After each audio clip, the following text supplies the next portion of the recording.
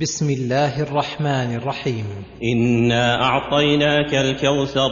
يقول الله تعالى لنبيه محمد صلى الله عليه وسلم ممتنا عليه: إنا أعطيناك الكوثر، أي الخير الكثير والفضل الغزير الذي من جملته ما يعطيه الله لنبيه صلى الله عليه وسلم يوم القيامة من النهر الذي يقال له الكوثر، ومن الحوض طوله شهر وعرضه شهر، ماؤه أشد بياضا من اللبن وأحلى من العسل، آنيته كنجوم السماء في كثرتها واستنارتها، من شرب منه شربة لم يظمأ بعدها أبدا.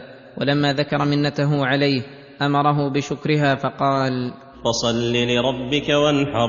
خص هاتين العبادتين بالذكر لأنهما من أفضل العبادات وأجل القربات، ولأن الصلاة تتضمن الخضوع في القلب والجوارح لله وتنقلها في أنواع العبودية، وفي النحر تقرب إلى الله بأفضل ما عند العبد من النحائر، وإخراج للمال الذي جبلت النفوس على محبته والشح به. إن شانئك هو الأبتر.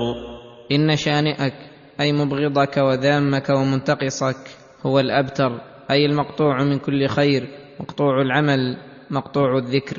وأما محمد صلى الله عليه وسلم فهو الكامل حقا، الذي له الكمال الممكن في حق المخلوق من رفع الذكر وكثرة الأنصار والأتباع صلى الله عليه وسلم.